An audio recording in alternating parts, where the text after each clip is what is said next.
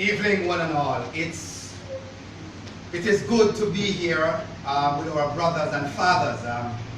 Thankful to God for this opportunity we have to share our hearts as fathers, and that's what this forum is for, to share our hearts as fathers. So many fathers who will be listening to us today, and those who will be joining or seeing us tomorrow or next week. Our intention is to share with you today some very, very important aspects and to look at some of the things that are causing fatherhood to be the way it is today. Let me welcome all our streamers, the members of the Greater Portmore, Spanish Town, and the Kingston Tabernacle. Let me also welcome our international streamers. Wherever you are over the world, we thank you for joining with us. We thank you for tuning in, because this evening we have a very, very important matter before us. And so let me thank very much those who are seated here as our panelists. And today we'll ask a question. Adam, where art thou? But let me start here. The Journal of Research and Adolescence gave these figures. It said in 1960, 5% enter the world. 5% of our children enter the world without fathers being in the home. In 1980, it went up to 18% of fathers not being there. In the year 2000, it went up to 33%. And in the year 2015, it went up to 45% of fathers not being in the home. And this is one of the statistics that was given by a well-recognized institution that deals with these figures. There's a singer, well, he's deceased now, by the name of Tupac Shakur, one of the most popular rap singer in the 80s, the 90s. And listen what Tupac Shakur says. He says the biggest issue that Black Americans face is father's absence in the home. He went on to say, I know for a fact that had I had a father around at the home, in the home, he said, I would develop more confidence and more discipline. Shakur went on to say, your mother cannot calm you down the way a man can. You need a man to teach you how to be a man. This is from Tupac Shakur, one of the most popular rap singer of the 80s and the 90s. Children who grow up without a father, and this is another statistics, children who grow up without a father is 5 times more likely to grow up in poverty and to commit crime. 9 times more likely to drop out of school, and 20 times more to end up in prison. These are real statistics. Hence today, this is very important for our discussion as we share today with you and to hear from our fathers and their feelings and what they have seen and their experience, because I'll be calling upon their experience too, that they have experienced being a father and also having their father. All right? So thank you again for joining in. And it's on this reality we want to now share with us. So let me welcome all of us who are here today to share with those who are listening to us today, and the fathers who are here who desire, the brothers and the nephews who are here just to be encouraged and to be strengthened. Father matters. Father matters. Now let me just ask very quickly, they know themselves better, just to give their name, just to share who are these persons, all right? I think they know themselves better than I. Alright, so I'll start with my left, going down that side, and then I'll come over from the end down. Alright, so we'll do that quickly, and then we'll move in some excited moment. Yes. Greetings. My name is Owen Blakka Ellis, and I'm a father. I'm Garfield Brown, also a father, and I worship here at Spanish Town Tabernacle Church. Joseph Campbell is the name, a father of 2 sons and a girl, worship at Spanish Town Tabernacle. You know, my name is Ity Ellis, and I'm also a father. Yes. The name is Tyrone Barnett. I worship at the Old Arbor Bay Baptist Church, and I'm also a father. Well, my name is Kenrick Badchkam, and I am the youngest father sitting right here. Yeah. And I am a member of the Brownstone of the Greater Portmore Tabernacle. The Brownstone Tabernacle is still in his mind. That's where he came from. His home. All right, thank you very much, brothers. Now, as we have said, we have heard some statistics that I've shared, and things coming from the Institute, and a popular rap singer who shared that if his father had been there, he would have been far more confident, all right? And he would have done things differently. Now, our theme dealing today is Adam, where art thou? I'll just ask each of you at least for a minute or less to share what that means to you. Adam, when you hear the question, Adam, where are you thou? What comes to your mind? All right, so each person will just share that very quickly in less than a minute with each person. Adam, where art thou? I'm here. And I think most fathers would say, I am here. The question I pose to fathers, I think fathers are pretty much present. But even the statistics that we heard earlier on, that said fathers absent from home. My son is this, absent from home to me at my life. And there are fathers who are in their children's life in different ways, who are not in the same home with them. So father is somewhere around, outside the window looking in, perhaps, but father is somewhere. He's available. It's just a matter of how do we access father's presence now in a child's life. But Adam there. My take on the question, Adam, where art thou? Having the opportunity to be in or to experience some of the penal measures and the penal institutions in Jamaica, I've been to the juvenile prison.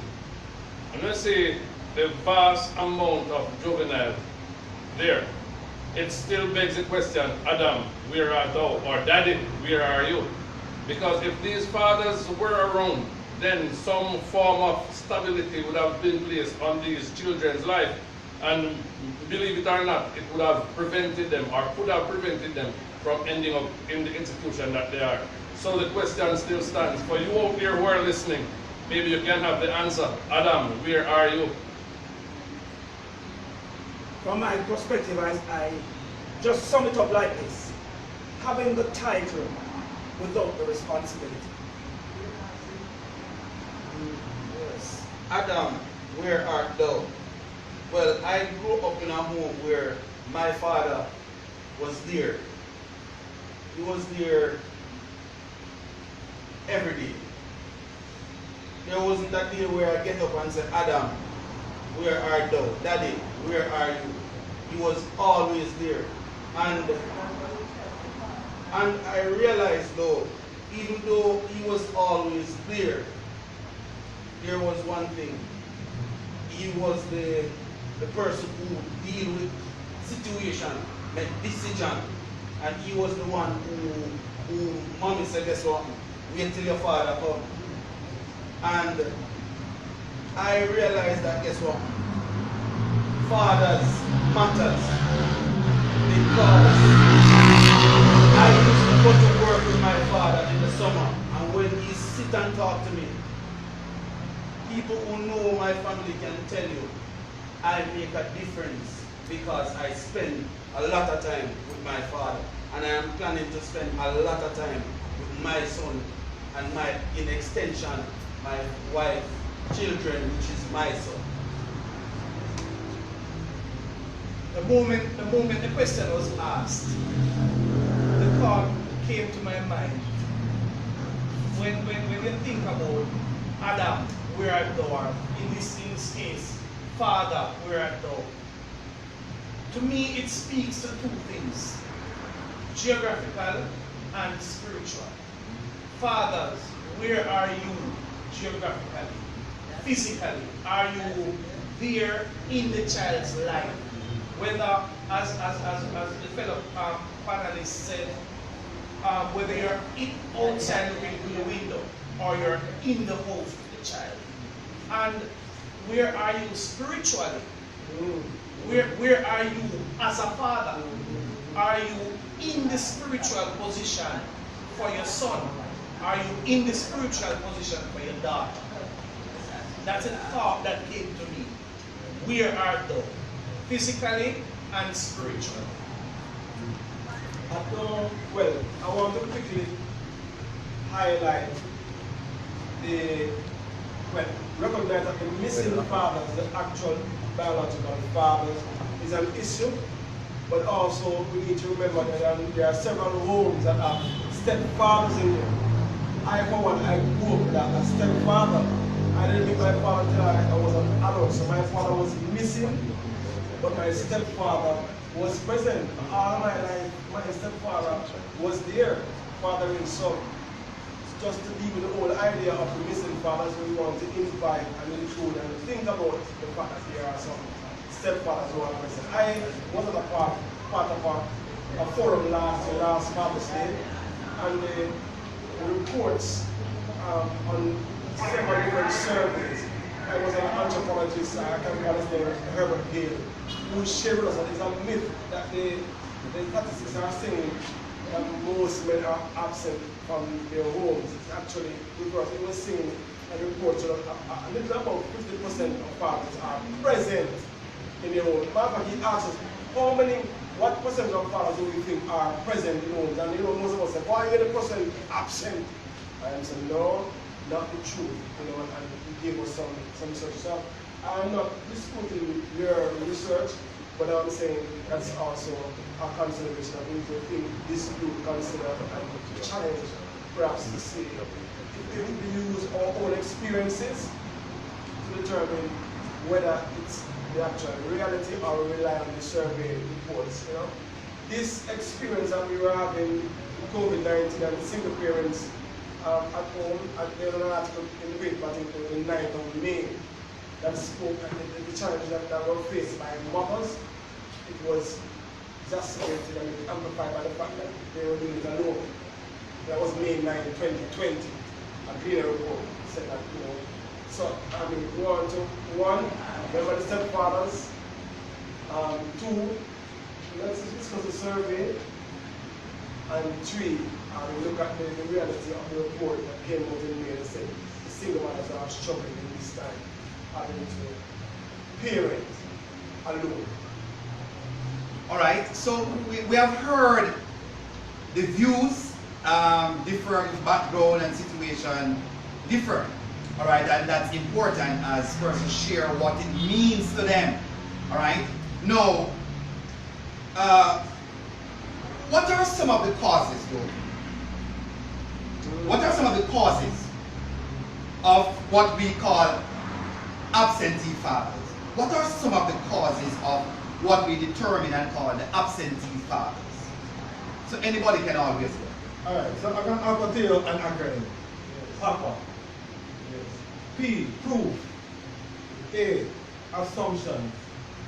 P, pressure. And A, affection. Remember me now. First of all, they're my fathers don't even know that they're fathers. Like whatever reason, some women don't allow women to know that they have a child. For various reasons. There are men who don't know that they have a child somewhere.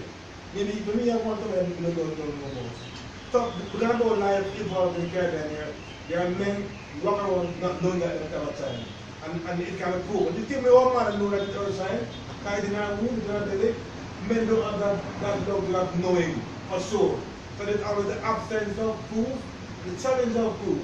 In fact, a friend of mine called it paternity fraud. what we call Jack in Jamaica. Because they men who can do that inside that they're there. But the poor thing is not the reason why some men are upset. Because they don't know that they're the president. Then assumption. Many father statistics are fed by anecdotal views. We see, we don't know. I mean, assume that men are upset because they're not in the home. When they're present in terms of sending money, making simple stuff. So men, so we don't see, but we assume that the father can be there. Then pressure. Men, a woman can tell her child that my work for you and my that's before you were born. If you're born, for 9 months I carry you. And then some weeks after that I'm going to feed you with my body. So I have done my work. If a man says, I'll share with love, it's okay, look, I start giving you her life already. Men don't understand, men have pressure, but they want to them. And a man is marked by how much he can support financially. Many Jamaican men can't do that. So that's pressure, men then stay far.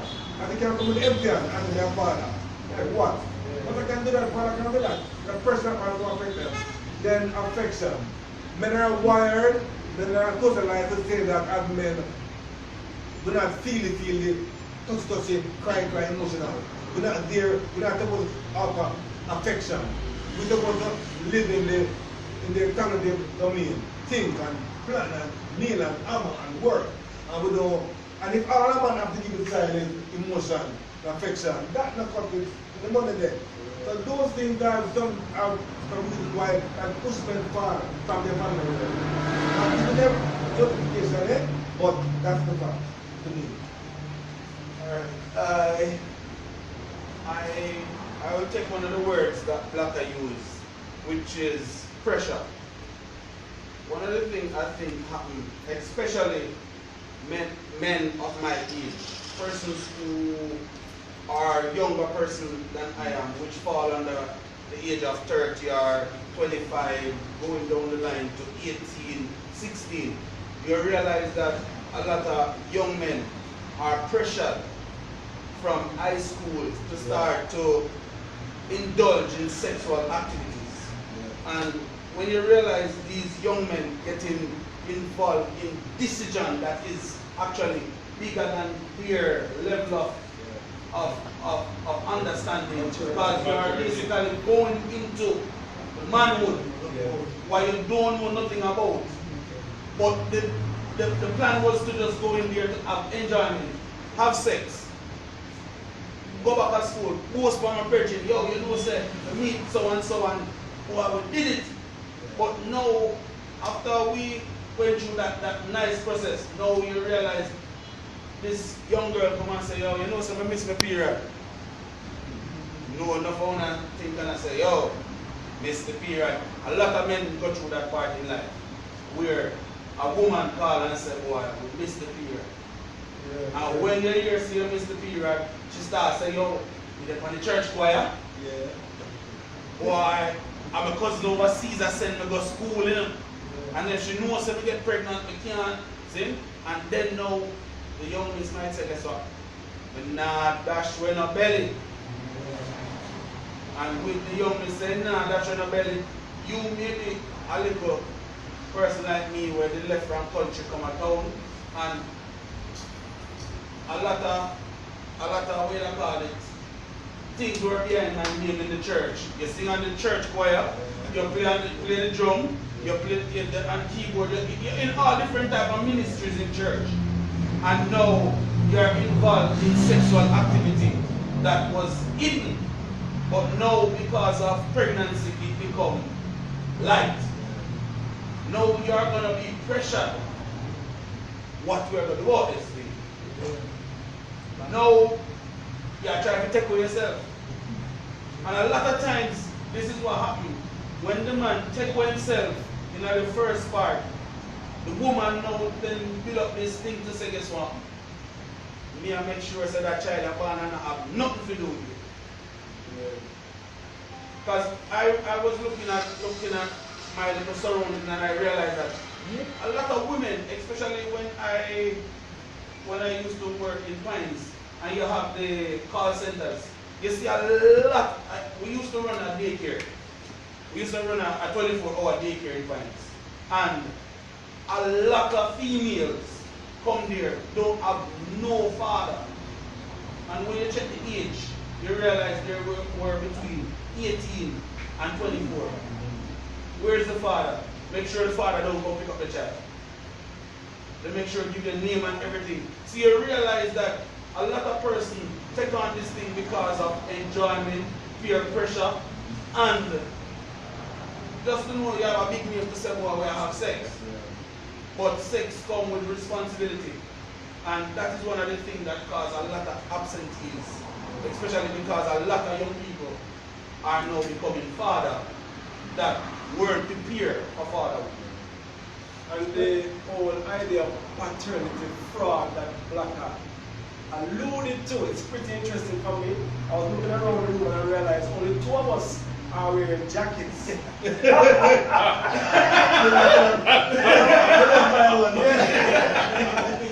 So I don't know what Billy's experience, you know what I mean? So I'm saying that is also a consideration too. Last year, I think there was a report in the papers about DNA testing, because I think the tests were done primarily because of application. I mean, when a father is overseas filing for his child in Jamaica, there is an application, and what is requisite to those applications is the confirmation and proof that the actual child you are filing for is yours. And the reports showed that at that time, at a number of these cases, I think it was 75%, the comedians had already run on it. I think it was 75% of the DNA that is said. As in the case of little Tommy, Daddy, you are not the father. So that really affects. Can you imagine the response, the fear, the anxiety, the assumptions that now exist now for those fathers, for fathers to be, for existing fathers, they use it now as ammunition. You see them come, they will show a child them out because they will look like me, you know what I mean? No, a woman is perhaps incapable of saying a child isn't hers, simply for biological reasons, you know. For the most part, the child comes from her, you know, the child is presented to her after birth, you know. There might be rare instances where she can question if the child is swapped or changed after. But for the most part, women don't have problems. So I think what feeds into the realities that we are talking about is that too, that there are children being fathered by wrong men, which are perhaps their neighbors, and not the actual men in the homes. So when we talk about the missing fathers that are missing from the homes, the neighbors are missing from the actual homes where the child was born into. So I mean, hereditary or environment. The beg you, the hereditary. The neighbor, environment. It's kind of what I'm laughing about, but things, in our discussion, we need to look at all these variables on different scenario situations that really feed into the reality, feed into the narrative that we are discussing. You know,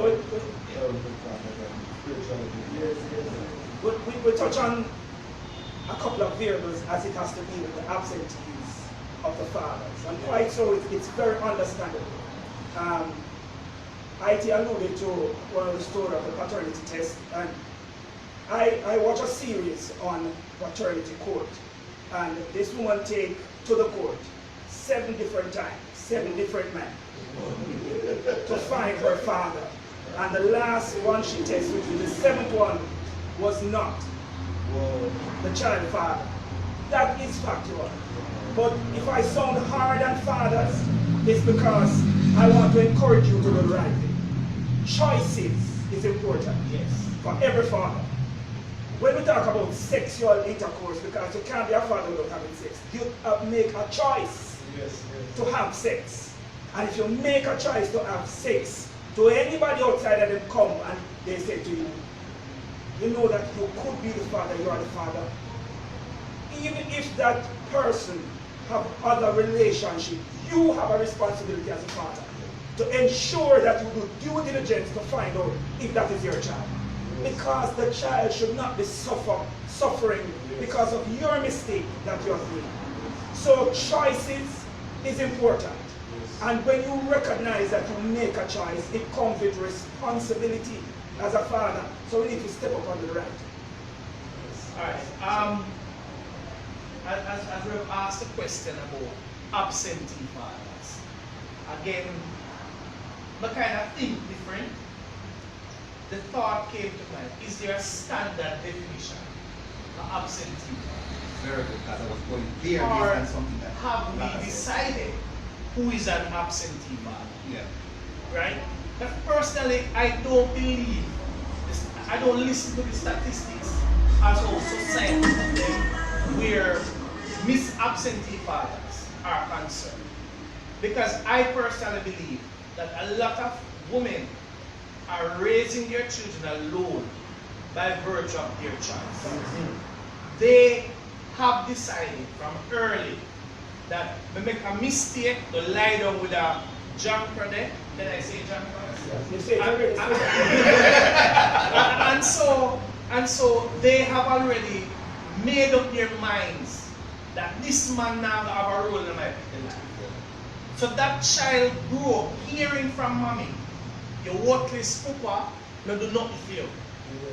And so that child automatically believes that daddy is absent. When daddy did not get absent by his choice, he was made to be absent. He would have tried on many occasions to be involved in the child's life. But mommy said, no, we can be a big war. And don't care what daddy do.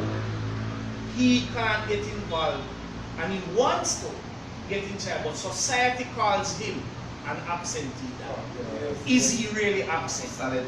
The second thing is, yes, you have some men who walk away from the responsibility for many reasons. As my brother here mentioned earlier, the psychological aspect of becoming a father. It's not easy. And if I can use my example, when my girlfriend back then got pregnant, I was still a young boy. Just got saved a couple months before, and here, like I think I heard that some months or some weeks after I got baptized, I heard that she was pregnant. All kind of things are running through my head. Boy, I'm ready to be a father now. What am I going to do? And all these things. I was still young. I still felt like I had the world at my feet. I still didn't have enough girl in a bungle. I mean, just get saved. So a lot of things start running through my head. So there is the psychological aspect of becoming a father. But can I encourage a young man who might be watching this afternoon, or a young lady? Don't make the man into an absentee dad in the context of society. Whatever issues come up, you got pregnant, you think of a Paul, or of a Tom, or of a Jerry, you and Jerry, if you think you're too young or too immature, get an adult. Preferably not your mother or his mother. Get a neutral adult and work it out before that child born and you say, Mama, absentee father. Yes, solid point. Solid point, very solid point. You know, one thing I would want to add to what all of you have said. I said, father, being a father is, first, you have to think of a lot of things, even though sometimes I'm by accident. One, I would present maturity. And being mature, somewhat, you have a level of responsibility. And today, a lot of that is missing from our men, which brings about all the problems and even present the question which we are discussing this evening. So maturity and responsibility are the main two templates which a man should try to grasp before becoming a father. Alright, thanks. I've heard some point that I really need to go back because I'm here to draw them up because I'm listening to some things. No, Blakka make a very, well, he made two early statements. I think I need some more. We need to get into that, to flesh them out. And Minister Tyrone came on it just now. Very important. I think it's a very important distinction to make because what you have just shared, when you're talking about absentee fathers, people bungle up everything they want and don't understand what you have just said. So I really want this to flesh out some more from us. Now, are we saying if a father is not in the physical space, then he is an absentee father.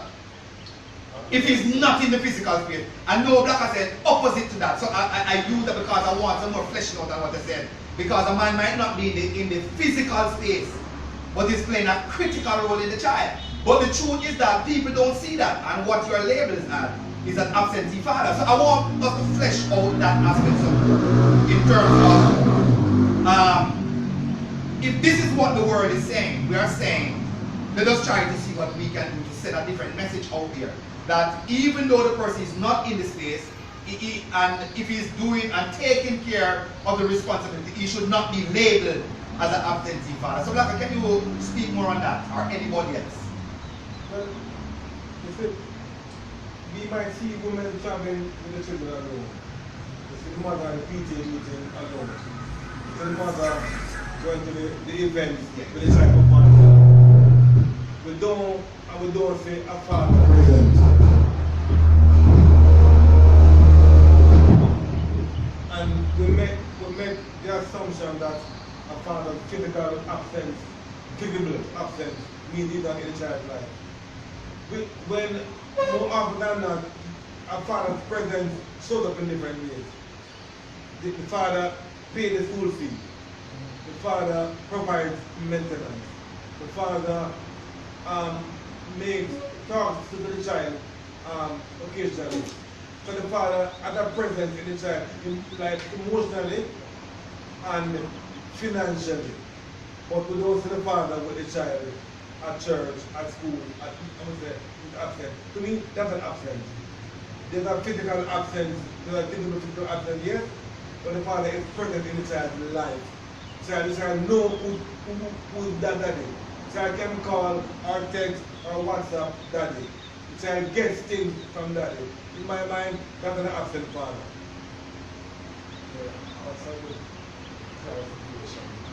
I want to just jump on that as well, as we look at the question, if the father is not there physically, if he is classified as an absent father, but he's taking care of roles. We can't dispute the fact that your presence as a father matters. We cannot dispute that fact. But if we recognize that to take care of my child, I might have to go overseas. There's a job there that I have to do so that my child can be taken care of. That could not be classified as an absent father. But we want to contextualize that to also from a biblical point of view, that God's design for father is to be present in the home as well. Physically present make a difference. Thanks very much. Go ahead. And I wanted to strengthen that point because, you know, all the examples, all the branches from the tree of the absent father spoke to the other areas, like the financial support, you know what I mean? So I can be absent, but I can maintain, you know, all those people who went there, or probably dissected, you know, talk about the emotional aspect of waking up and seeing daddy here, you know what I mean? So that I can know, say, you're sick to them and what to do, and that's a critical part of it. So it really forces us to really look at the definition of absentee fathers now and determine what are the issues that we are talking about, because the issue is not the absence physically, or is that the issue? Is the absence of the responsibility is the primary issue, because when these discussions come up, it is the absence of the responsibility is the issue. And you're so right, I don't cut it, because you can have fathers who are living in the house but are absent. No, I was about to ask that question. Fathers who are there with their children, but they're still absent. Yes. So we need to explore those That was the possibilities. similar thing I was going to say, because my philosophy is a child live what they learn. Right.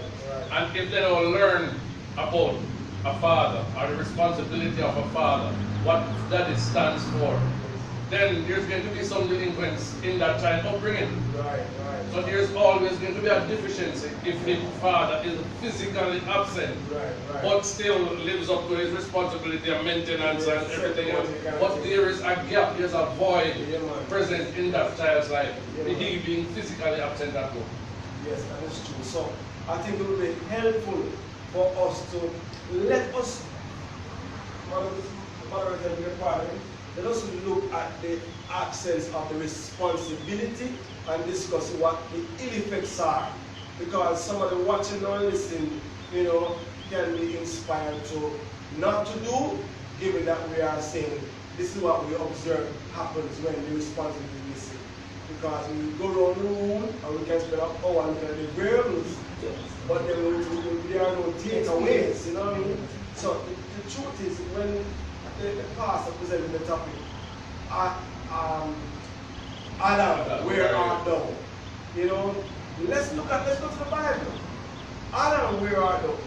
Where was Adam when Cain was killing Abel? How did Adam father those two boys? What kind of love do you show them so that they would be showing each other love? Because for a brother to kill a brother, it really is an unusual occurrence, even in our experience, and we go at garrison. Brother, of course, brothers kill brother, but it really and the brothers kill every friend over this, and if this man, the brother, we are going to kill, you know what I mean? But here it is that the first father in the Bible, one of his sons killed the other son. So where were you, Adam, in their lives? What kind of father you were to them? Why? That is the first recorded murder in the history of mankind. So it's something for us to zero in on, because all of us are carrying that Adamic nature because of what happened in the garden. And we cannot separate what the brothers did. And we don't know what the relationship was. Before we go on that, I allow you, but it's on the same point though. What I want to ask as a panel, you can answer after, and then what I want us to think on this. Now, I to raise a point that is critical. When God said, Adam, where art thou? Was it speaking to the presence of the man or the responsibility of the man? Yeah. I was spiritually. Yeah. So, and we make assumptions often that in a perfect scenario, a father's presence is determine a mother or how to be a man. But the fact is, in the best of cases, you have a father who is a good model and the child chooses. Yeah. Otherwise, Otherwise. Adam had the perfect father. Yes. Until get tricked. So even when we have a father present, we live in a real world where there are all kinds of distractions. And children have the option. They God couldn't make a perfect man who can't sing. But God gave them the option. Yes. And the same with our children, even without best intention, they sit around their options. And it's a matter of just staying in prayer and how you are spiritually. So I come up with the question I tried to always still I've been thinking, where are you spiritually? Yes. Because I think there lies the answer to all issues with his father. Yes. Where the man spiritually. Yes. Because we want to hope that the man who is in God and the man who is living a godly life stands a better chance of getting the best results as a father. Yes. So that's the key question. Where are the men in our world spiritually? Because if you look around, there are fewer men and women in church, every church. Right? So, and there are fewer men at the PTA meeting, and there are fewer men in the school of teachers. So that absence speaks to also where men are spiritually and emotionally, and that absence of the man spiritually is part of the big under the why we have issues with children, with youth and fathers. So, And the spiritually really is an important point, but it speaks to the values that we impart, and therefore speaks to the change that we can experience if the right spirit. Because I always get nervous when people talk about spirit. I'm going to beat some people talk about it. I'm spiritual, I say, which spirit? yeah. Because one Holy Spirit, you know? So when you say spiritual, what you're talking about, there are other spirits and there are Some people separate spirit from spiritual. Exactly. I want to Exactly. I wanted to make the point, continuing on the whole aspect of spiritual aspect of fatherhood. One of the things we cannot neglect in this discussion is that in our society today, most of the men becoming fathers are not aligned. Their lives are not aligned with God Almighty, the ultimate Father. Yes. We cannot ignore that. Yes. The question now begs itself, what role are we, the Christian fathers, play in helping these fathers to align themselves with God in order to raise their boys? Yes. Or to raise their daughters? That is one thing I want us to think about. If we don't think about, I'll have black with them because there's something, I'm going to speak this point quickly. There's something that you will hear me say on several platforms. There's something that we heard, I think Blakka and I heard this the first time, and it came from a life right, I was like, so you know, as a lifeguard, how much money it takes, I can't say no, I rescue men. Only God, the Holy Spirit can save man. As I want to shake you up. You know what I mean? when said, You know? But from that we say a man is not fully a man till he's plugged into the source of which he came, and which he come, and has come. So that's that type of that question. So you're not fully a man till you know God. You might go at 75% or whatever the percentage is. But when you know God, then you complete your essence of a man, because you know plug into your creator, the manufacturer, the maker, your maker. Then you get the guidance that will help you to guide your offspring. I really don't know this in the Bible, and I know this might, I don't want to go off the discussion. A lot of I mean Chronicles now, and the genealogies that we know when we got people and Adam begot, Seth. All the males, you don't talk about the males, they got always a report, Jesus report the males for the most part. Which speaks to a key role that the fathers have with the sons in power, the sons. And personally in the book of Kings, we find that several of the kings, and the Bible would say, they did not follow, they disobeyed God, they dishonored God, you know what I mean? They said, and this one walked with God. Few of them in the two books of Kings. And they got the result. So when we biblically realize that yes, that's the essence of the issue. Missing spiritual alignment to God and missing values. The values are important to impart to sons to be responsible, to accept the responsibility that the young man would have known. He would know from a child that based on what his father would teach him, and hey, this happened. You have to be equally responsible like her if she gets pregnant, and don't go into a panic. But that would be the ultimate responsible for the father. And a God the Father would have better chance. I want to touch on the question that that was asked as it relates to what it means when God says, Adam, where are you? From my perspective, based on the scripture, God was really speaking to relationship. Adam and his relationship. And so it filters out in our conversation as it relates to relationship with God. But here is the question though. Do we have delinquent fathers that are Christian too? Yes. Of course. Yes. Do they have a relationship with God? Yes. So that's the real thing. But what makes the difference? What makes the difference? It is when our lifestyle continuously practice godliness. Yes. That is what makes the difference. Yes. The continuous practice, because let me say for myself, I sit here as a proud dad, but not a perfect dad. Yes. Because I make mistakes along my way as I go. But over a period of time, I learn how to put my trust in God, and so it becomes easier for me for a father to do the right thing. So it's over a period of time that I learned to do that. Yes.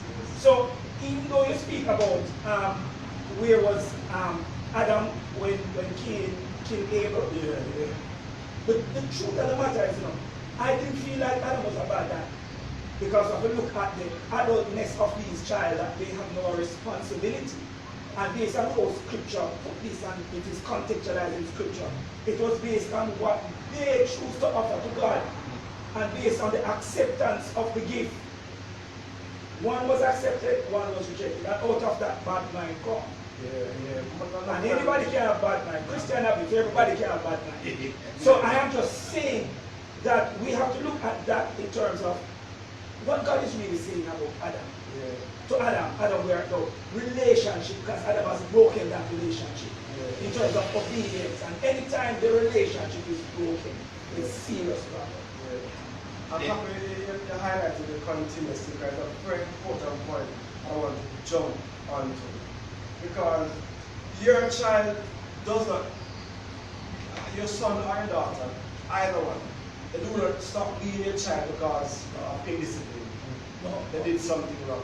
Because even in the example that I used, Cain was still Adam's son, even though he did something wrong.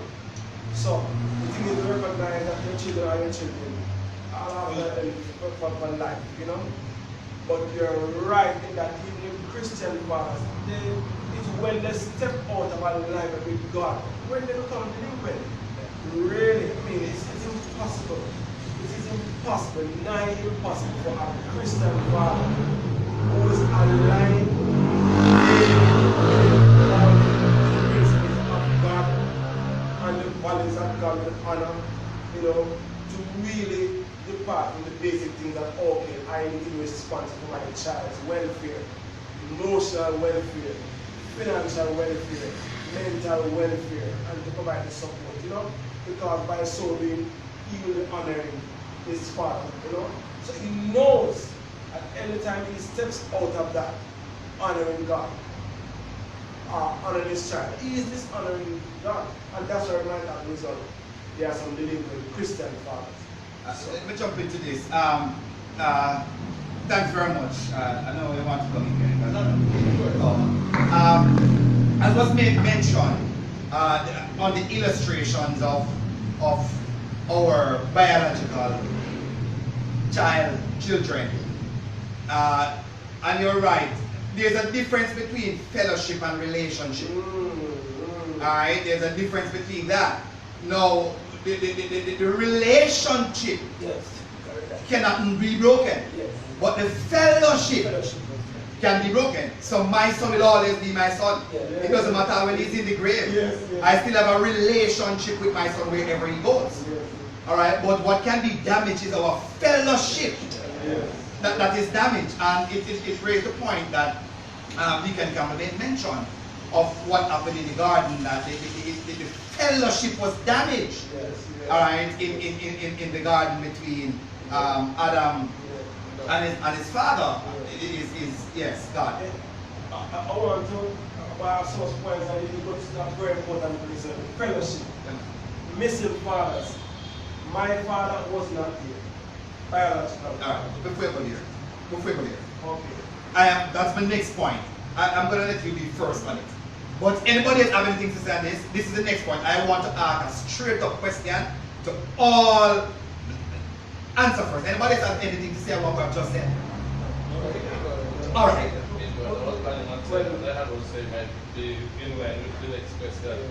What you're going to answer is down the road. I want to. But even before, I could separate the realities. Okay. Because I have brothers who play some father role in my life. Okay. I'm not gone there yet. Okay. I have two elderly brothers who stepped in. My brother Samuel, he's my brother here. And it's a unique experience because I didn't know my father, but I knew my brother. But with brothers, we have a lot of big brothers really taking on responsibility because of an absent father. I take responsibility as a father, you're a younger brother. Alright. So there's in the 80s, alright, that's right before we come to the big question. In the 80s, alright, one of the things that I learned in the 80s, really, especially the mothers, but both parents, alright, that most of them went away in the 80s. Alright, the 80s was a big period where parents would leave Jamaica and gone all over.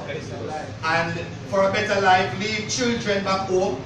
Alright, and so the children now have to be fending for themselves while parents sending back, you know, the barrel and all the rest. And we call it the barrel era, barrel children.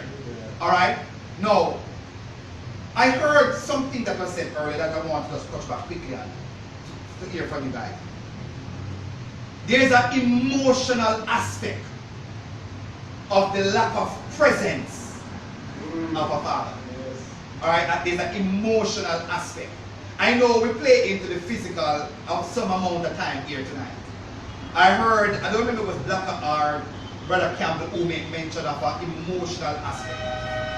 Before I ask this question, I really want us to touch and share with people the emotional aspect of this, because, the physical aspect, as I said, yes, the father can be somewhere else, America, England, or right down the road, not in the house, and I give all the money, and the shoes, and the clothes.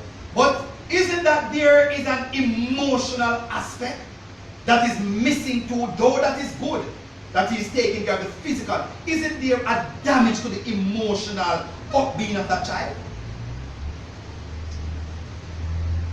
Yes, I don't know, I'm so quiet, you know what I mean? Because we don't talk too much. No. I'm going to come to that one. I'm going to answer the emotional. I'm coming to the one that I see. Yes, but go ahead. The emotional aspect, because as I spoke about emotions, I remember being embarrassed in school, primary school and high school, because they were talking about fathers and I couldn't talk about mine.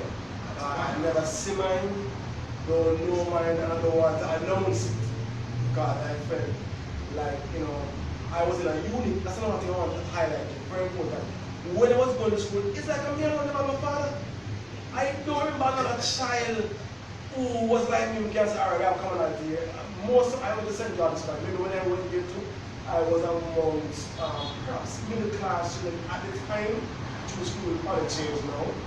But at the time, there was nobody from Rima, or Trenchtown, or Patterson, I know about in my class. And when I go to them in their home, I'm always well-to-do children. In my circle, let me speak about my circle, accuracy. So, they know fathers. I was one who don't, never met, never seen, I know my father. So, emotionally, I was embarrassed. I felt left, I felt like I didn't belong. I felt like I didn't get loved that often. And there was something, I wrote a letter, my father told me when I met him years ago. Say, oh, but I'm telling you, sorry. I wrote a letter that he tore up because he said what I wrote in the letter, he didn't want to keep those contents. So when he read it, he tore it up. And I know, I wish I put it in the letter, but I know when I wrote the letter, it must have been because of what I was going through, emotionally. Alright. Let me please allow me to speak about the emotional aspect of the father. I grew up in a house, as I think it was Brother Campbell, that mentioned about the father being in the house but absent. I grew up in that situation. My father was in the next room, but this kind of was absent. Let me put this disclaimer out here. My father is now a Christian. He has recommitted his life to Christ and is now a Christian. So before we start bashing, he has changed his lifestyle. Yes. God be the glory. Yes. But I grew up with a drunken father. Like you, I couldn't go to school and brag about my father. Because everybody in the year, I went to York as high school. Most of the students came from my community, some from culture, but people knew me. Because I was a popular guy in high school, played football in school, and all these things. So, people knew my father. And when I couldn't go up there and lie, and not say, boy, I went to talk about them soldier father, them police father, hard-working father. If you mention him about father, some people want to say, oh, his father junk, and his father to abuse them. That was it. So, I never had an emotional attachment to my father, right? It started out rocky for me when I became a father. to have an emotional attachment with my children. I eventually, thanks be to God, I eventually grew into that. Somebody made mention about not being a perfect father. We'll never be perfect fathers, right? If I should have listed, or my children's mother should have listed the number of mistakes I have made along the way, it would be too much to mention. But thanks be to God, when I became not a Christian, when I became serious in my walk with Christ, then the relationship with my children became what I wanted it to be. And my constant prayer for my children, especially my son, and if he's watching and the first time I hear this, my constant prayer for my son is, God, make my son a better man than I am. I don't want my son to be like me. I want my son to be a better man than I am. He now has a son. And I know shift the prayer. Let my son be a better father to his son than I have ever been to him. Because I want that emotional damage that was done through my father. As a matter of fact, when I learned about generational curse, I broke it at me. So thanks be to God, I can say in faith, it has not been handed over.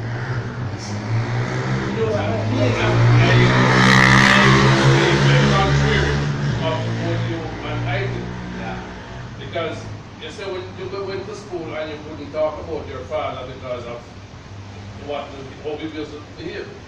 But I was born and grown in a Christian home. It's another side. Born, don't see my parents. My father, when I born my Deacon, my mother has been a Christian since age 12, and in November she'll be 70, 20. Still is. Now, when I used to go to school, starting primary school, me and my bigger brother, when people hear we talk, they wonder if we were foreign kids. We don't speak Papa. We didn't know what it was. So when we hear children come to school and talking what them have to do over weekend and all that, I couldn't say anything, and I mean, taken aback and said, but me not live no life, me not nothing. Because all I could talk about is devotion in the morning and church for Sunday. No, going to Monroe was even worse. Because Monroe is a male school, and I cannot be included in the other students' conversation based upon the background to which I was grown. And now getting more mature in school was when I now begin to realize the way I was grown and why I was grown like that. And today, praise be to God, I can attest to the fact that my father, 4 boys, was grown in the fear and admonition of God. And if they should deviate from that, it's after they become an adult and become responsible for themselves. Because even when we go up in that age, 17, 18, and still under that roof, we better conform. So I'm happy for the way I was grown, because it makes me and my family into what we are today. One thing I very contently about Herbert Gale's research and his declarations, certainly among women who are feminists and who are women, is that he suggests that children are harmed just as much by father's absence that by mother's presence. Because we somehow assume that mother is perfection. Yes. Right? Yes. I mean, ask the question about what affecting emotionally, the father's absence. In my case, absent mother and father, right? I mean, I tell brother, I tell mother with him, you will be with me was none of us alone. With me, a God with me was like a mother for a child. My mother was absent too. So I somehow assume that it's a unity with the father absent him. My mother wasn't there, nor my father. But for some reason, I am inclined to be less harsh on him. Because it will expect me to run off anyway. Yeah. Mother, don't run off. Yeah. But run off to let me. So I lived a youth of feeling injured. Because I'm an auntie who calls me every day. Mother father running to me. And me. Yeah. You know, and me one. So absence her children. Amen. Mother and Amen. father. Amen. Absent her children. Amen. I want to Amen. touch on the basis, though, as answering the question of emotion, but I also want to deal back with the topic that was asked. Father, we are told. So my response to this is from a personal perspective as a father, because I'm sitting here as a father. While other persons will touch base from their father point of view, God bless my father, he's passed and gone. Sorry. But from a personal point of view, I want to answer these questions because the question itself speaks to me. It's like the person is pointing up in my face, and to make a difference to those fathers who are doing their best, who are trying to do their best, and who is delinquent, then we have to speak from our own experience as fathers so that you can understand what is happening in Christendom as Christian father and how we are maneuvering aspect of the relationship with our children. So for me, emotion speak to the aspect of how you motivate your child, positive or negative, based on your responding to their needs. And that really need a presence. So I can go with and I give an example of my daughter. I remember when, and I'm speaking from a single father perspective. I raised 3 kids, they're all adult. But I remember the journey was hard and rough.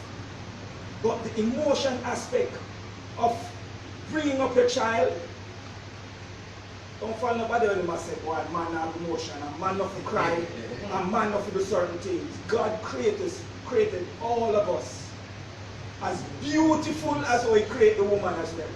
With emotions too. Yes. And we have to learn to get intact with our emotions that we can bring up our children in properly. I remember when my daughter reached the age where she's just started having her period. And she used to ask me, because I am there, it's me, she asks the question, then you have to swallow hard, and what I don't know, I have to ask my friend Google. I Google it, I find it, and I sit and I have to do those discussions with her. Don't run from those questions when they come out to your life, your children. Be there as a father. The other day, we were having a discussion, and she said, Daddy, you know, I really thank you. Because when you used to sit down, and she said, and give those hard talks. I have the kids and we sit down and we have sex while talk. You know why we have those talks? Because it's important. And church faith we talk about sex now. We only lick people and tell them don't fornicate and don't commit adultery. But you see the building of helping them to prevent them from doing that, the free from this going at them cribby and talk about it. It begins at home that you have these discussions with your children. You know why? Because when they go a road, them peer going to take them and train them. And then we tell them, say it's so enticing that they need to try, that they easily will believe them based on how they put it to them. When them hear it from home, and I'm talking age appropriate now, I'm not talking that you take your 2-year-old, 3-year-old son and fool them head with everything. When they are age appropriate and you start to deal with them according to the facts of life, that is where you're making a big difference in the life of the children. So anybody out the road can hold them and tell them anything and they believe. You know when they hear it out there, they go and come back and say, Daddy, you hear this, but you tell me already, you know, and these are some of the responses we get. So it's important that we deal with the emotions of our children. It is real, and don't afraid to share your own emotions as well. Thanks very much, and I'm coming to you. I'm going to allow it. You can come in because on the same thing. But let me just ask this, on the same thing, but a little further. All right, so we have 6 Christian men who are here, all right? 6 Christian men who are here. 7. But you don't never use it, right? You don't know who it is, right? All right, so we have 7 Christian men sitting up here. All right? Perfect number. All right, 7 Christian men up here. No. We have heard some of it already, but the first part of the question I want to ask, which some have answered already, were your father there for you? Secondly, if not, what is it that makes the change in you now being a father? Because as Joseph said, is that we want to speak to us now. We have spoken to statistics and all that. I want to drive it home to you, the man. Alright, and you, the person now. Alright. So we're heard, but let's get it. Were your father there? If not, what is it now that you are a father? What is it that has causes this change in your life? Now to say, boy, I will be there, though my father was not. What is it that causes the change in your personal life? Alright, and what is it that you can, I'm going to start with Ken. Alright, so you want to speak to those who are listening to us, those fathers, alright, in similar situation. Yeah, I was here. I am, as I mentioned to people out there listening, streaming, and you know, as you can see, I am the youngest person on the panel. People who know me would be saying that. People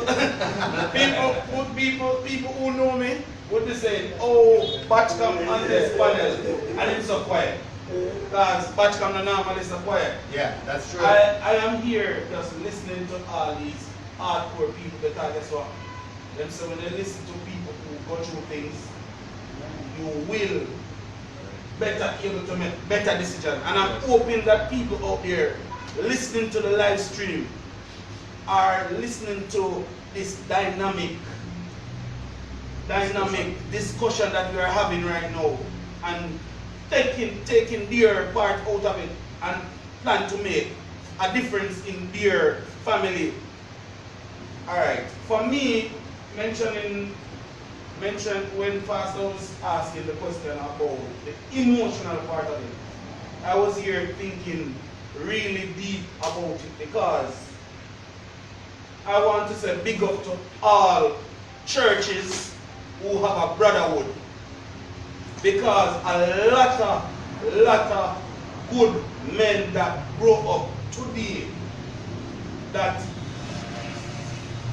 have this softness about them is person who are developed through brotherhood.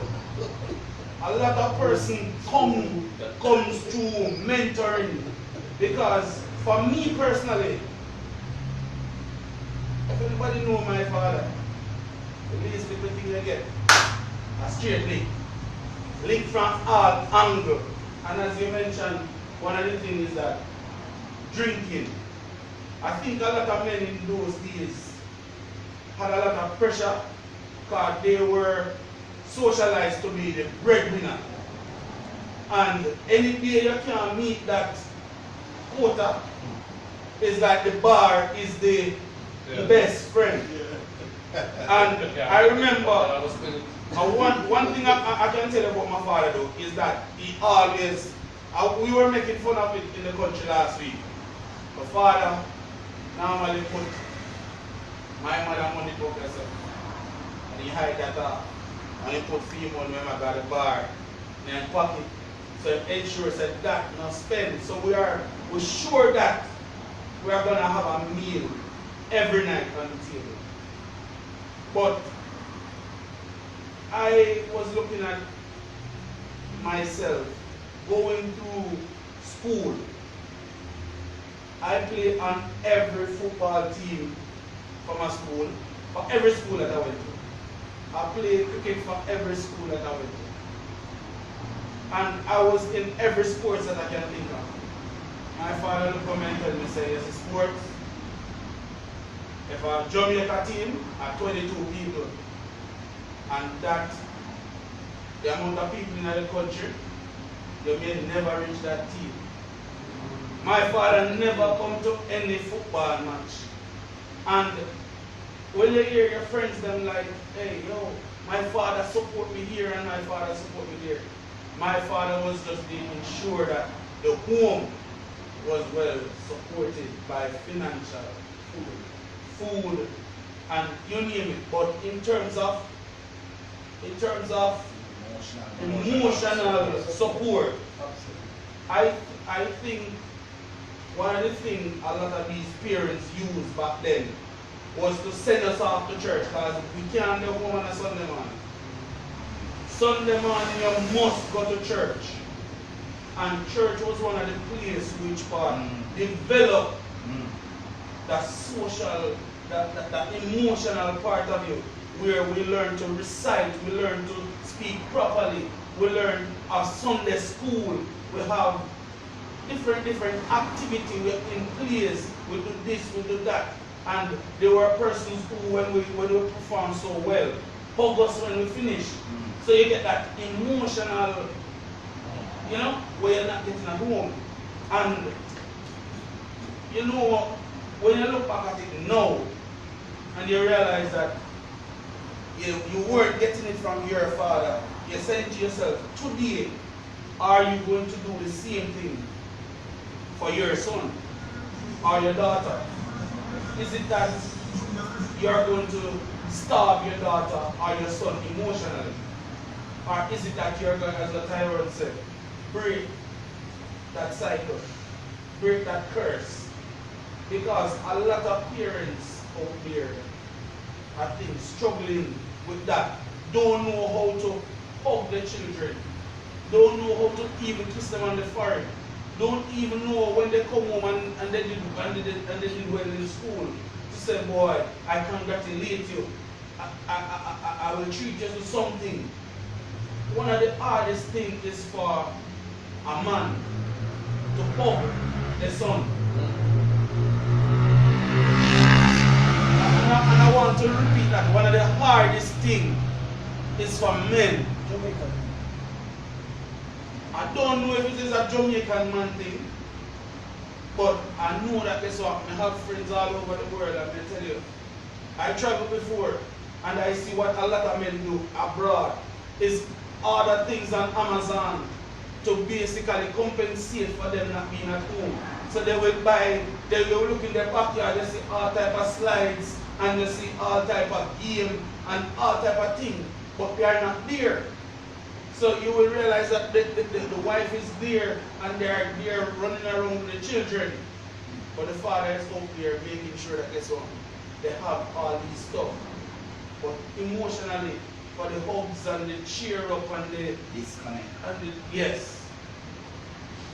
All right, thanks very much. Any other on the thing that I asked about Yeah. you? Well, I want to start with that. Just a minute. You and then you as a father now, all right? If your father was there, yes or no, and now you as a father, no. All right, because that's what is the message we want to send out there now? You as a father. All right. So growing up, you know, there's a difference when you're growing up and when you get big, when you evaluate things. So growing up, when I was growing up and as a little boy, based on what I see, and that is true, my father did the best he could, and I must say that. But he could have done things differently, and let me say why. He was the first child for his parent, and when his mother was dying, she called him Uncle Son. She said, come here, son. I want you to take care of your brother and sister then for me. That didn't leave his head. When he grew up and have his own children and have his own family, that responsibility of taking care of his brother and sister still continues. And so we didn't get all that we should got. You understand what I'm saying? But on a serious note, because he was distributing and helping because of that request. And when they from a old school and don't recognize what the importance is of family, and I think I mentioned it from scripture yesterday. The Bible says a man will take care of relative, especially for those of his household, has denied the faith and is worse than an unsaved. The scripture said that. But I believe my father did the best he could. And while some of my siblings will have some hiccups about it and say, why, daddy never did doing best, I never take care. I had the opportunity that in the latter years of my father, I had to take care of him. And I did the best I could, because I remember before I go to work, I would have to get up and bathe him and get him his medication and and look after them before I go to work, and when I come from work, I do the same thing. The question asks, what makes the difference? It is Jesus Christ that makes the difference. That I could overlook the past, and then I could present to my Father before he died real love. And so I was able to carry that on to my children because Jesus Christ makes the difference in my life. But I can't speak to an absentee father. Yes. Because from birth, I've seen daddy around the family. When I became an adult, or when I decided to go find life on my own, daddy was most instrumental. The only thing daddy said when I was leaving, if I had a choice in choosing for my boy, none of them wouldn't serve or wouldn't do the job that me and my bigger brother did. And today, I am proud to say, if I should really live my life and choose my parents, I would not make a different choice. They have done all that they could do. And I was growing among them and I saw their limitations and I knew what pertained. They did everything for the 4 boys that they grew. And I am proud of them, and I'm proud of how my brothers are today. 2 of them is living in the States. And whenever and wherever possible, whenever we speak, always reminiscing on the good times and everything. Not to say that there weren't bad times, Yeah. but God was in the middle of everything. Everything was centered around God. And I think that is what made me and my siblings and family who we are today. I hear you, Ity, make a statement. And the statement is, and it is always so present in my mind. It said, man without God is nothing, but God without man is still God. So what if that resonates in our mind at all times, then we will make better individuals of ourselves, of our families, and of our children. As I mentioned earlier, Alright, so we have 12 minutes to go. that I never had that relationship that I would have wanted with my father. To agree with what was said earlier, it's only relationship with God that can make the difference. Only that. Bottom line.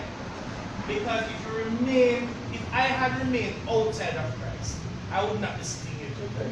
Because I tell people that if I wasn't a Christian now, I would be in one of 3 places. Foreign, prison, or hell. I would be in one of those 3 places. I grew up, and I can say this now because my mind has been set free by Christ. I grew up with a hatred for my father because of the abuse that we went through. And I told myself that if somebody killed my father before me get a chance to kill him, more kill the person, because that way I feel like I'm connected to his death. But when I met Christ and I started to grow in Christ, I realized that the bitterness started to move away from me. And then on top of that, though my father was not the that anybody would have wanted, I had a grandfather who was the ideal. He was the epitome of a Christian man. My grandfather. And many of the traits that I know have are what I would have garnered from my grandfather over the years. When I met Christ and I started getting children, I told myself that there is no way that my son or my daughters are to grow with any form of hatred for me. They must feel comfortable. If there's a situation that they can't go to their mother with, don't let them live with me. If there's a situation that they can't go to their mother with, they must feel comfortable to either come to me personally or pick up the phone and call daddy. My daughter is 25 years old, going to be 26 now, a nurse, live in Florida. My son also is now married, has a child, and the relationship is like that. If there are situations that they can't go to mommy with, or they don't want to go to mommy with, I get in a phone call. Thanks be to God for that. Yeah, well, we have made a point before, so everybody listening will know that I didn't know my father. And the irony for me, I want to say this very carefully. The irony for me is that my father's job was he was a tailor. Alright, so right, you know, I'm saying this very carefully because I met a young lady who, because of an error, she may be, but she and I talking to know, and we know it's a genuine error, mistake. Know that me and talk, genuine error, and she might be called a tailor too, right? So let me just say that. So my beginning was very rough and traumatic. I would have easily been a missing father with good reason. Nobody said nothing to me because none of them got through. You understand? Alright, so I could lay that thing. But what has been the experience for me? You know, I have had some challenges, you know, because I have an actual son, and you made a point, a key point, because I know my conscience is clear that every bone, every ounce in me is a father of my children. Nothing about me was said, you know, to neglect my children. And that's publicly, right? But, you know, some was born abroad and we were apart, and that's a long story. What is the story now? My wife and I have 2 daughters, and they are both adults now. Thanks be to God. Because when you go in them, you don't know what the relationship is going to be like. You don't know what it's going to be like as a father.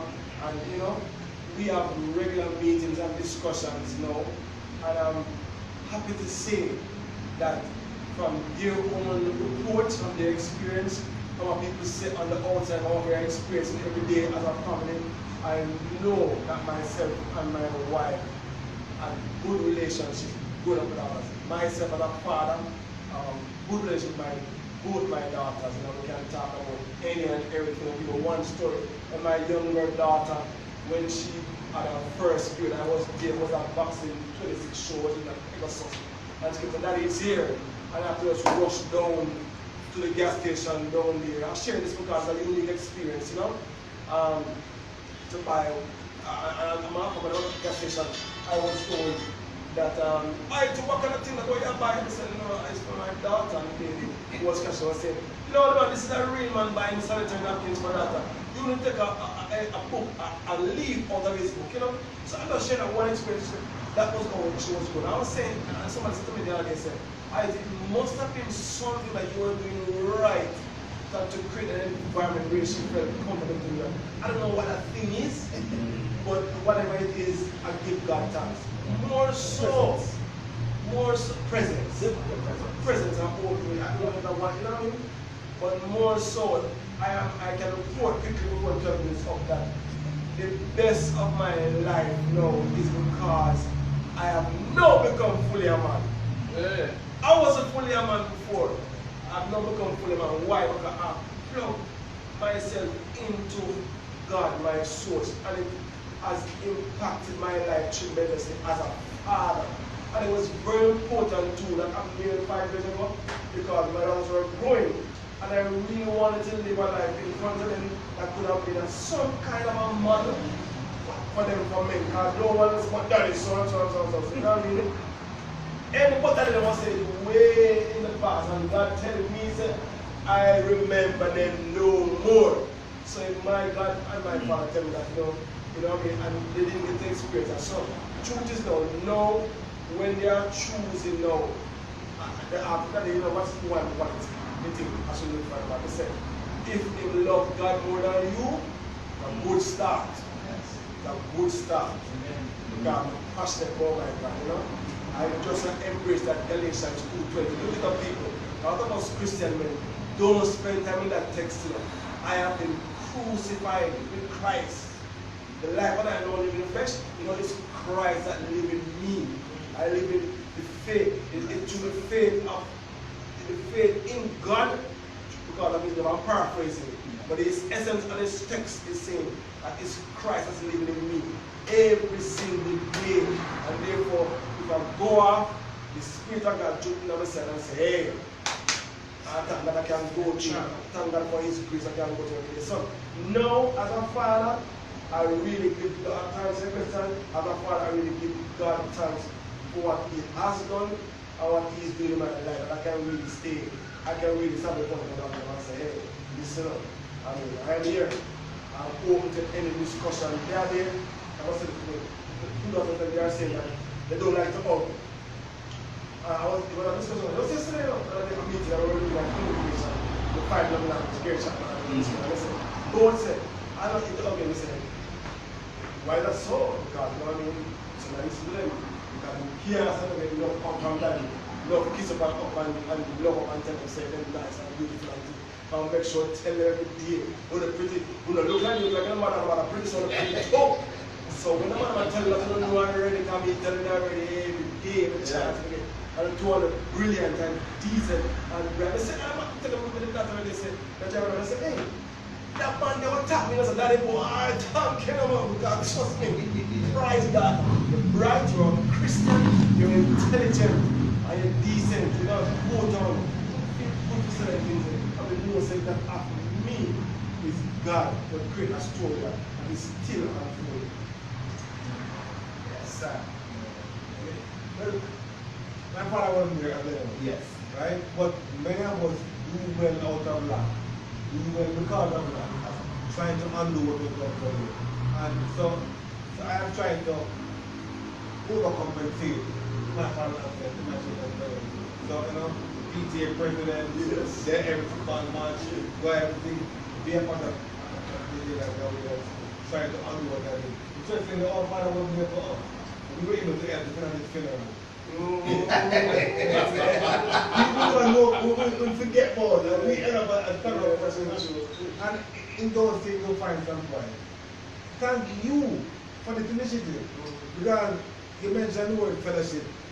And maybe what pro but not perfect. Men need fellowship. Yes. In Jamaica. Men need a part of fellowship. Men need to know that we are together all trying to make the best of men. And if men know that it's okay to admit failure.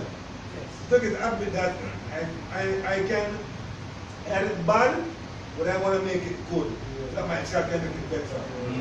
If we can share that with men who are listening or watching, that it's okay to admit that we're not all perfect, but we can work on the fix our own mess and make it into the best. This is useful so that other men can learn that we are here. Adam, we are here. Yes. We are here, brother. All right. So we have 5 minutes. I'm gonna. All statements is wrap-up statement now. So whatever you're gonna say is wrap-up statement, right? All statements gonna be wrap-up statements. It's gonna. So I'm gonna start with you, Kenrick. All right. So. It's so strange. Always around the fucking plan. When they come to me, no, always let us go to the next topic. Yeah. What I'm gonna know. You got 30 seconds of the meantime.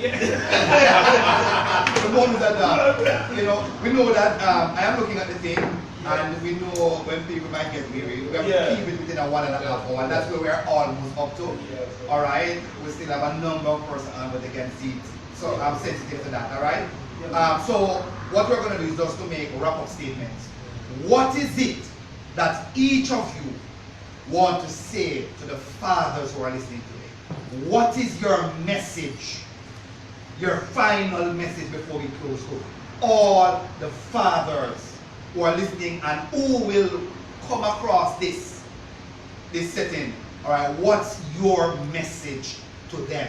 All right, so I'll start with each of us to give. So we'll start with Kenrick and we'll come this way. All right. My message to our viewers and even to our panelists right here. I was brought up with my father. Both parents were present here. Emotionally, things weren't up to par, but the church was there. My father was one of the persons who never would let you stay home on a Sunday morning. You have to go to church. But he was so hard on me. I don't know why. My mother used to have to send me to my sister sometimes to get rid of the beating and all of that.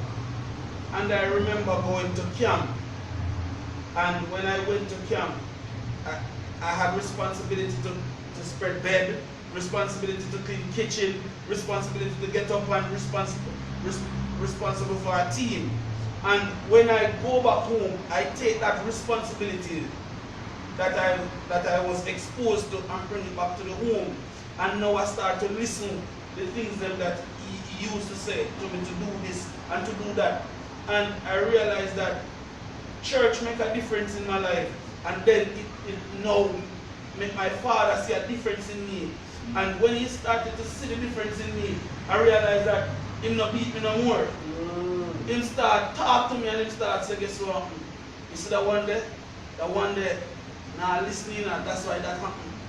And I start to realize that what he was doing, even though he wasn't a Christian, he was trying to get the best out of me. And as soon as he started to see progress in getting the best out of me. So to all our viewers who are non-Christians, some of the times it's not the beating, it's how to come across, explain yourself to your children, let them get to understand you better, and the transformation will come by just bringing your point across clearly.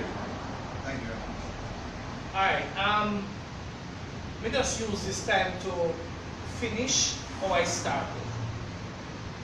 To be a good father, two things you have to do. You have to position yourself, because positioning is going to build the fellowship with your child. You might not be able to be there in the house because of circumstances. Maybe the mother has moved on. Maybe she's married. Maybe she lives with another man. So you can't be there in the house physically. But position yourself in a way that your child, be it a son or a daughter, will know that you are the daddy and you're doing your best. By doing that, you strengthen your fellowship with your child. And in strengthening your fellowship with your child, it builds a better relationship with you and your child. And finally, if and when possible, you have to build a relationship with the ultimate Father, who is God Almighty, in order so you can have a father to emulate. But it's possible. Get it done. Let me wrap up like this.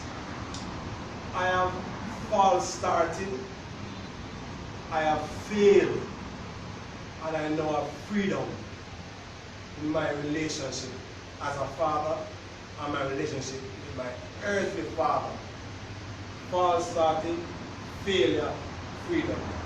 No man here, no father to be, and even existing father watching, can guarantee the result of your children, who they become as adults. Cannot guarantee. But why I'm talking about freedom? Because I'm free, knowing that I have done my best. I am there emotionally. I support my daughters. I am there financially. In nurturing, I participate in all those things. I am free. So whatever they become, I know that I am, because I am plugged in now, especially now, to the Father, what they become now in the rest of their life, they have to take from the essence of their current experience, what they're learning now, you know? So the key point is, fathers, do well. That's the only way you can get free, because you do well by being there, providing all the support, mental, emotional, financial, recognize that do well. Be there for your children, you know? Then the only way you have freedom. So you cannot decide for them who they become. There's absolutely no 100% guarantee, but you have a great chance. If you do well, then they get the freedom. I am right now in my life, a pass, start, and a failure. I am now in freedom. Come at me. I have done my job. I want to F, follow my brother and Rick on the F. And with a note to all the fathers who are listening and watching this video. We all know the faults and failures with fatherhood. Yes. But we can't fix our father. Yes. Our biological father. But we can fix our fathering. Yeah. Yes. And we can fix our fathering through fellowship with men of God and men of faith, and through faith in our everlasting Father. They can fix the father, that's the part. They can fix your fathering and affect the future. Well said. Well said. Well said. Well, what I would say to all the fathers out there, be there for your family. Be there for your children. As Brother Badchkam says, it might is not the beating, but it might be the greeting. So greet them well, encourage them, teach them well, and having done that, if you have not yet, the door is still open and the opportunity still exists for you to seek God. Because if the man that watches in the city wants to have God, he watch in face. Don't it? So seek God. The Bible says, seek ye first the kingdom of God and all his righteousness. Yes. And all things shall be added unto you. But you first must seek him. That's the key. And that's the best for future. And for everybody's future. Seek God. Thank you. We didn't get to touch on this important part. But discipline is not abuse. And abuse is not discipline. Too many of our children are being abused by fathers. And I'm imploring to fathers that to get the job done effectively as how God designed it, then you will first have to have that relationship with Him. Our children need love. They need to be protected. And they need to take care. Well, thank you very much.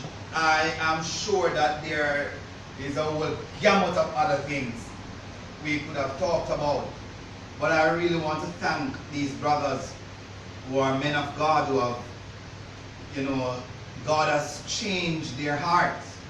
And today, we are all better fathers because of what God has done in our heart. As Owen Blakka says that we can't change our father, but we can change our fathering. All right, we can change how we do things today. And we have heard different views of different backgrounds, and that is the diversity that is out there. And we thank God for that. All right, so we want to thank you very much. We apologize for the late start.